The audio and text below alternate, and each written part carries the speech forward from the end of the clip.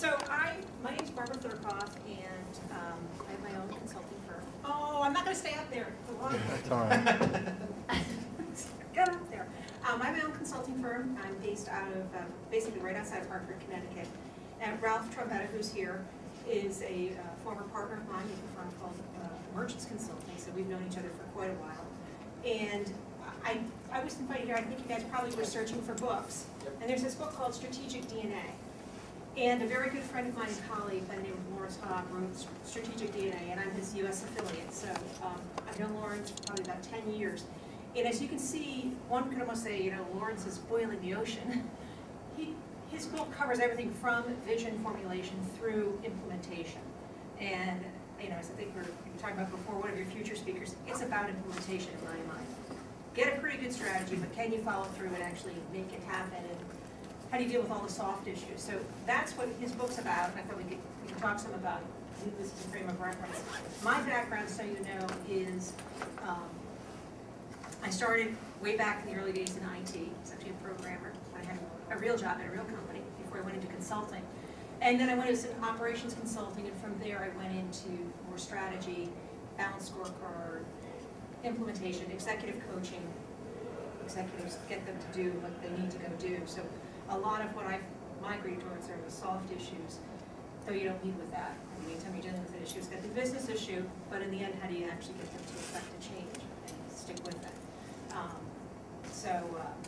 I've worked around the country, and I've been very fortunate to have had a client for 6 or 6.5 years right in Connecticut. So Ralph was expecting to see me at an airport, but lo and behold, I didn't have to get on planes that often. So I'm quite pleased that way. So, but I thought what we could do, I got this long presentation, but it seems crazy to kind of step through it because a lot of it deals with, I think, the things that you know, but what I wanted to try to bring out were kind of what are the things you watch for in each of the steps as you go through the planning process. And I would even think that we might want to talk about, given the economic situation today, how do we really help an organization get a focus and keep a focus?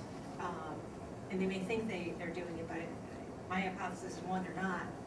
And their biggest opportunity is probably to stop doing things. To really stop the stuff that they always were going to stop, the projects they weren't going to really do, the activities they weren't going to do. And if you've laid off a lot of people in the organization, how are you going to simplify the work or redelegate the issues? Because the work's still there unless you explicitly say, I'm going to stop because I'm focusing on this part. And I'm working with a client on that right now. Or I'm sitting with the CEO just once a week to follow up since an offsite to say, what have you stopped doing? Did you get this piece done? Because he's running the organization, but he's also doing acquisitions and everything else. So how do you help keep that focus? And I think that's what a lot of us need to help do within organizations is get that to happen.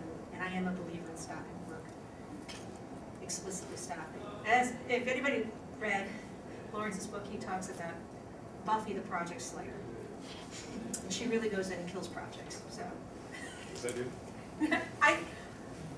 You think you modeled it after me? That's what I was wondering. It could have been. So anyway, should we sit down and chat a bit? Anyway, that's me if you have any questions about me. But I think that this provides a little framework because it goes through pretty much everything that you do within the course of a company. In fact, each of these things is happening every day. And I think if you look at yourselves as being parts of organizations, or if you look at the organization itself, everybody's got a strength, right? And we tend to then migrate back towards, I'm really good at vision statements, or let me do the project plans, but you have to recognize, you have to get the whole thing done. At some point, some of it's going to come really naturally. And what I like about Lawrence's book is he said, if you're good at it, just go get it done. You don't skip to the next chapter. But if you have a problem, he at least gives you an outline for what to do. Vision you typically skip. People say, I've got the vision.